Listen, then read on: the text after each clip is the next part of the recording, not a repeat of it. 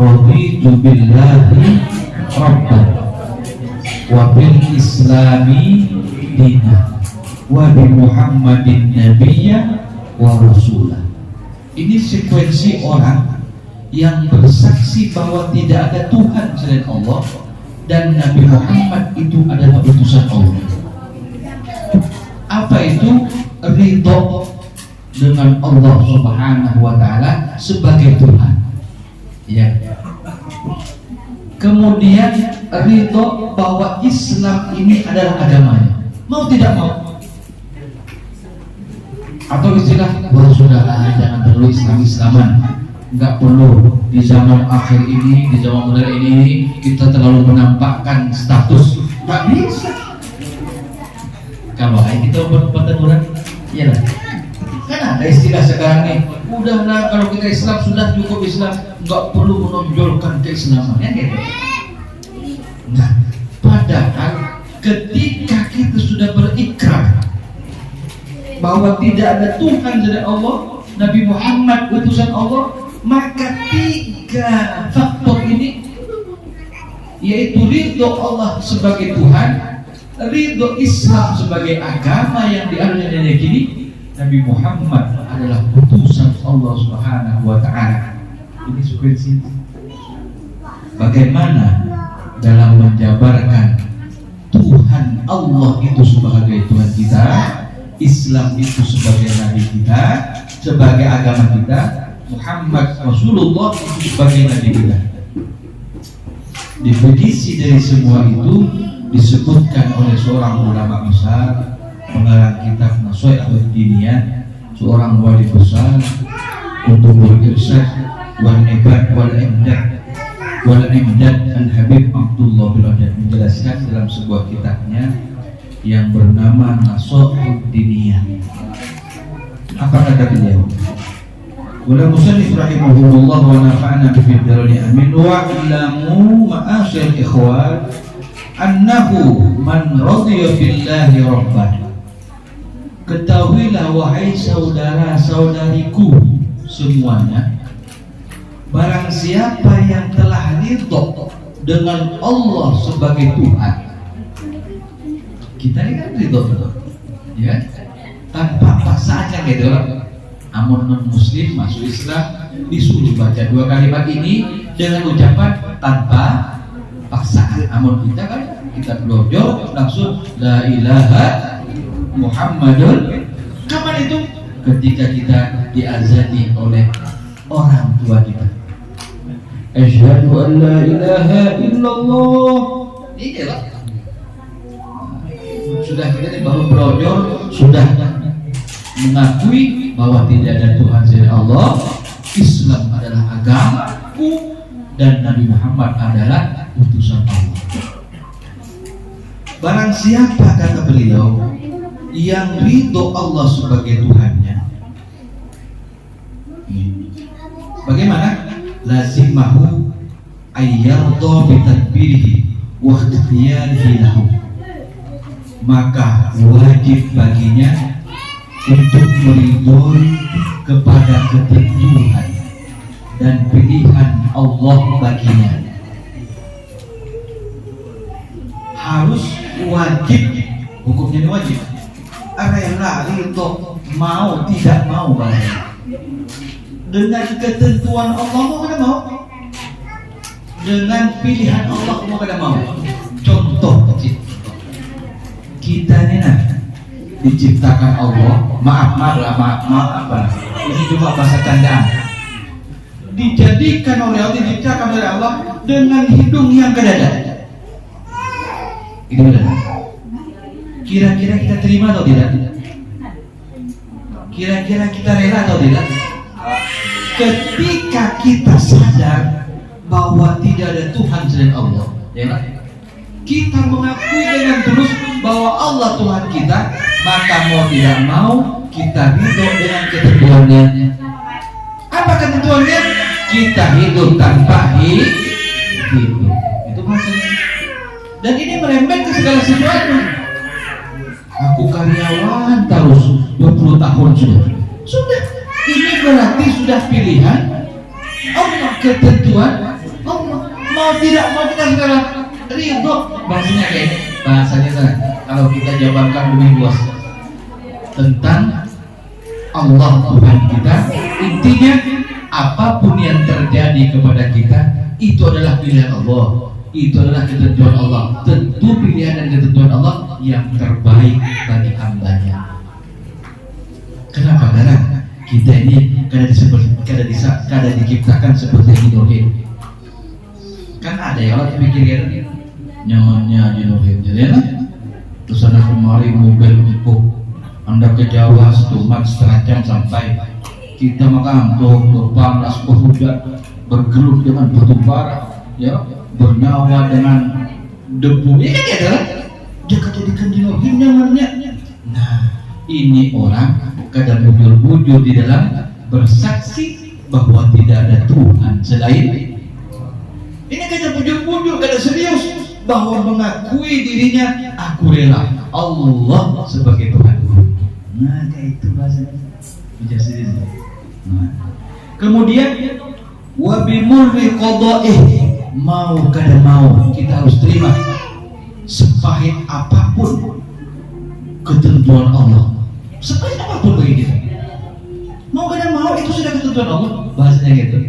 Yang pahit jangan yang manisnya aja. Alhamdulillah, makasih ya Allah. Yang manisnya hanya mengakui Allah, giliran pahitnya Allah kadang. Nah, ini kadang bujur-bujur menyebutkan bahwa itu aku Allah sebagai Tuhan. Nah, gitu lah. Supaya apapun hidup kita itu ketentuan Allah. Artinya mau tidak mau kita terima. Ini sekuensi daripada bahwa tidak ada Tuhan, tidak Allah. Amun kadang mau menerima sekuensi ini, silakan cabut ucapannya. Bahasanya kayak itu. Amun kita kadang mau dengan ketentuan baik, pahit dan manisnya, bahasa kita ini, ya sudah cabut ucapan ini bahwa Tuhan Allah adalah Tuhanku, silakan cabut. Waliyahzubillah, waliyahzubillah. Mudah-mudahan kita dijauhkan, amin. Di orang tua bahari sampai mati tetap la ilaha illallah. Itu orang tua gitu. Biar kita hidup sampuraka bahasanya. Kada tahu dia apa kan bapak, si penting sampai mati kayak apa aja la ilaha.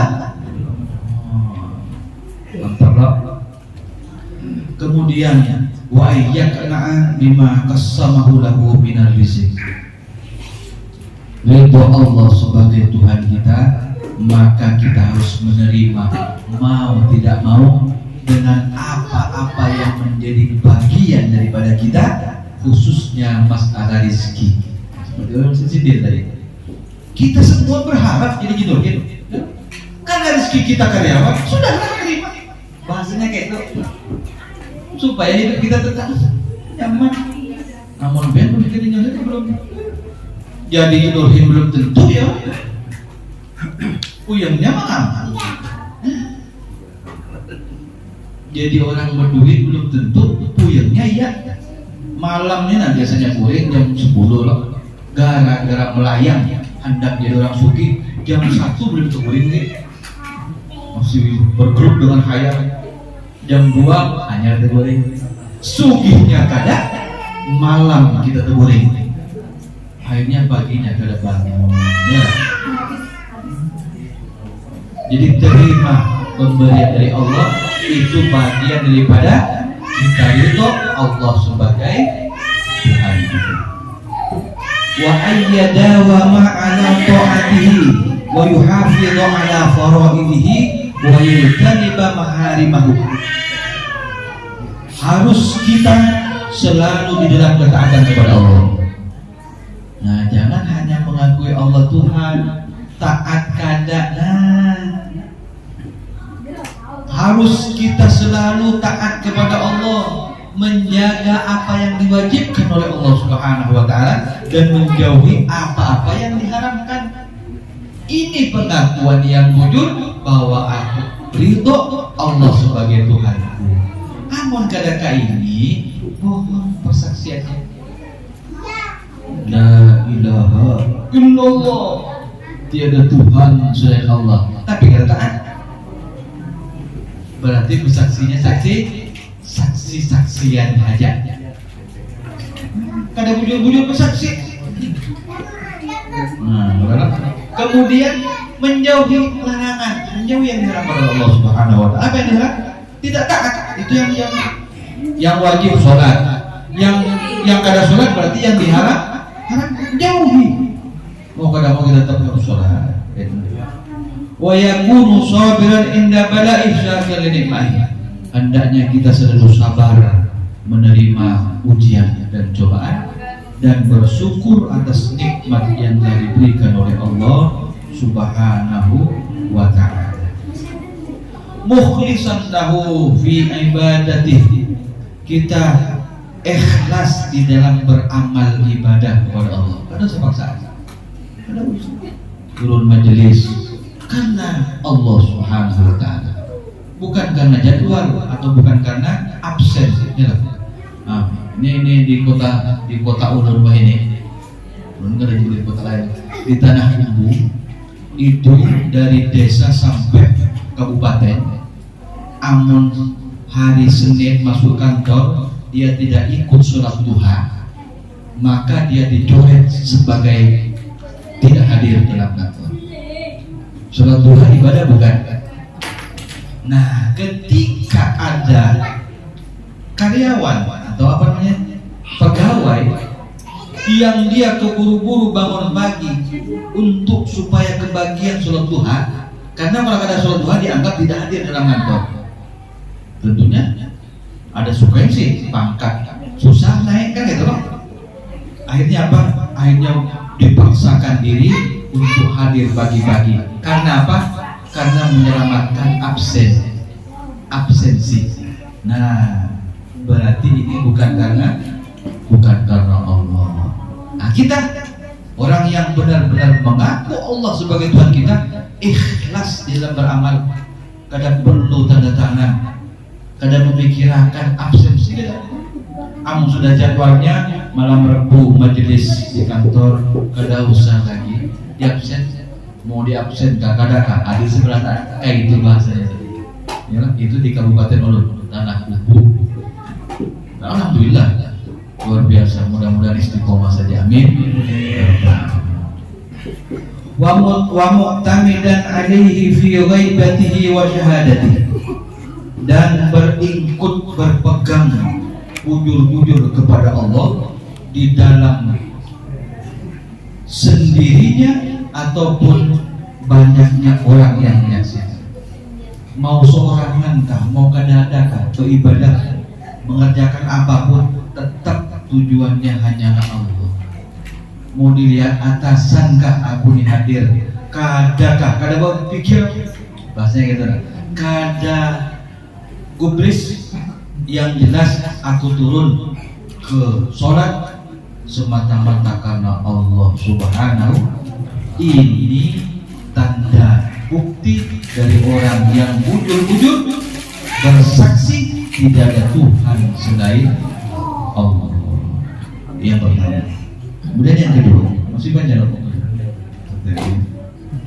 Yang kedua, wabil Islami dinah. Nah, tadi kan ada kan Islam, kita ridho Islam sebagai agama kita. Ya, kita sampai mati tetap Islam. Apapun yang terjadi tetap Islam. Walaupun banyak orang yang menyatakan sudahlah jangan timbul-timbul Islam. Wah, ini zaman modern, jangan terlalu keislaman. Ya kan? Berhasil sekarang. Ini orang luar biasa. Cara memisahkan akidah umat, keyakinan umat terhadap agamanya ini berbagai macam cara. Di antaranya ini, seorang muslim tidak boleh membanggakan agamanya. Gak perlulah Islam itu di hati. Kan itu, bukan di badan, bukan di pakaian, cukup di hati.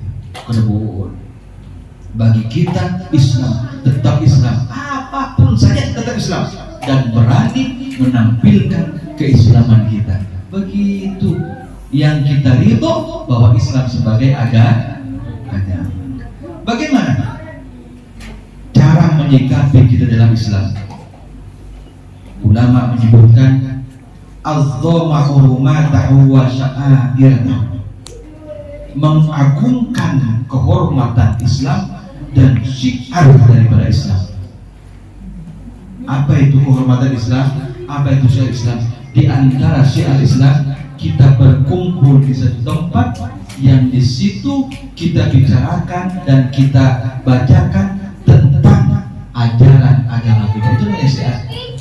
Termasuk sholat berjamaah di masjid, di mushola, atau di kantor-kantor, termasuk acara-acara besar, acara maulid, acara Islamik dan lain-lain sebagainya. Ini besarkan. Allah mau orang yang benar-benar mengakui Islam sebagai agamanya, dia bangga membesarkan Islamnya. Bangga. Ketika orang menyatakan saudara nggak perlu Islam ditinggi-tinggikan, nggak boleh. Saya sebagai Islam harus tampil gagah bahwa Islam itu, kata Rasulullah, al-Islamu ya'lu wa la yu'la alaih. Ingat, Islam itu tinggi, tidak ada yang meninggi daripada jalan kita. Bangga begitu. Jangan sudah wah ini apa? Kita diajari supaya sudahlah nggak perlu. Makanya pakaian kita boleh bebas.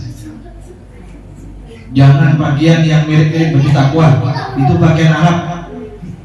Akhirnya apa? Digiring kita, jangan Islam ke Arab-Araban.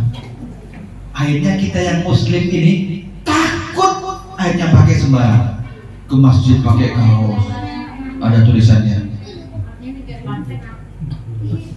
Argentina juara 1. Gara-gara apa? Gara-gara takut disebut Islam ke Arab-Arab. Gak boleh. Kita harus bangga dengan agama kita. Harus bangga. Jangan ikuti orang yang merendahkan, apalagi meniadakan tentang kemuliaan dan keagungan Islam. Kan ikuti. Ini semua misi yang memang sengaja ingin memisahkan nilai-nilai Islam terhadap nilai-nilai umat Islam terhadap agamanya Islam.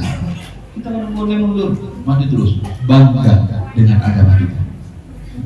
Walam yazal qitaidan fi ma yu'akkidu wa yazidu rusukhan wa istiqamatan min al-ulumi wal a'mal. Maka harus pasti terus kita bersungguh-sungguh, beriktikad dan senantiasa selalu menambahi dengan semangat, dengan segala macam cara untuk istiqomah di dalam ilmu dan amal, di dalam ilmu agama dan mengamalkan daripada ilmu tersebut.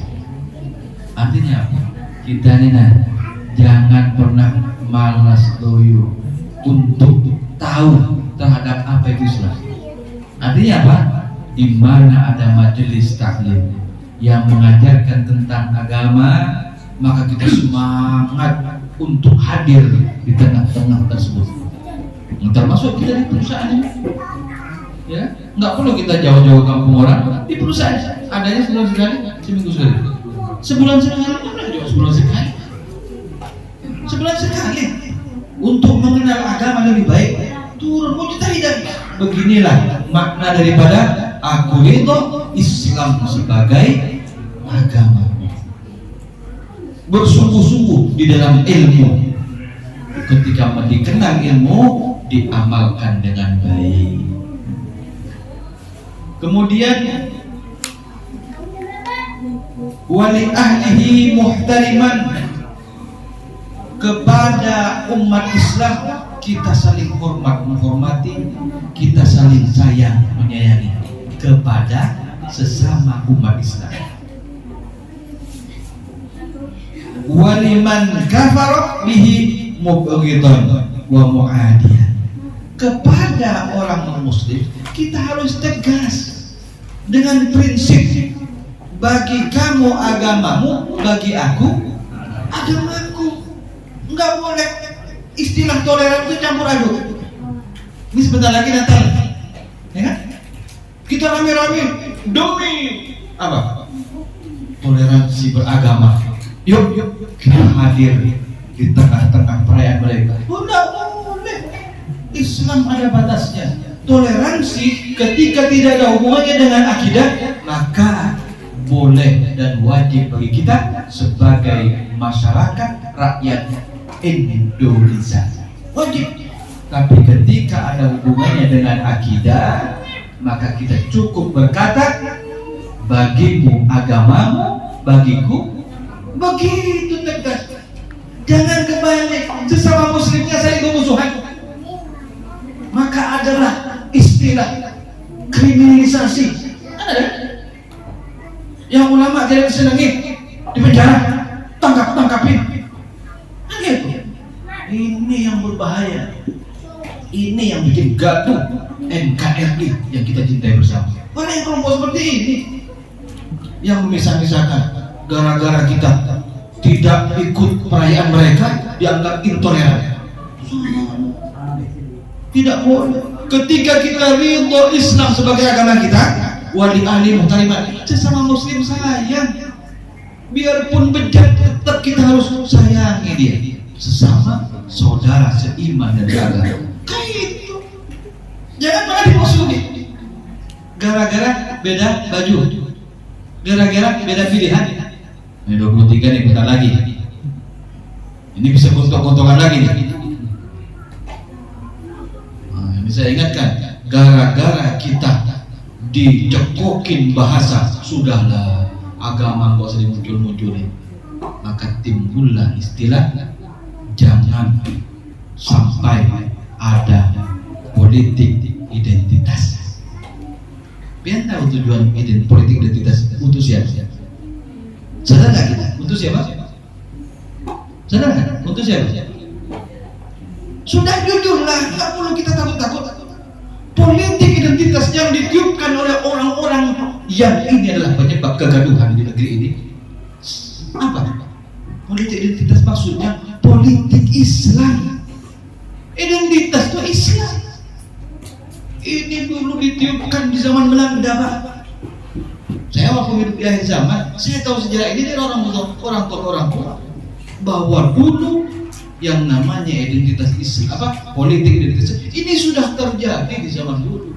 Supaya apa? Supaya umat Islam tidak memilih bersatu sesama Islamnya untuk kepemimpinan pemangku negeri ini. Kayak itu. Kenapa? Karena dikhawatirkan 85% sekarang umat Islam di negeri ini, kalau mereka bersatu tidak akan ada yang bisa memimpin negeri ini kecuali umat Islam. Karena orang berkepentingan dari mana-mana kepengen masuk, akhirnya apa? Sudahlah, jangan bawa-bawa Islam. Ditiupkanlah slogan jangan sampai berpolitik identitas.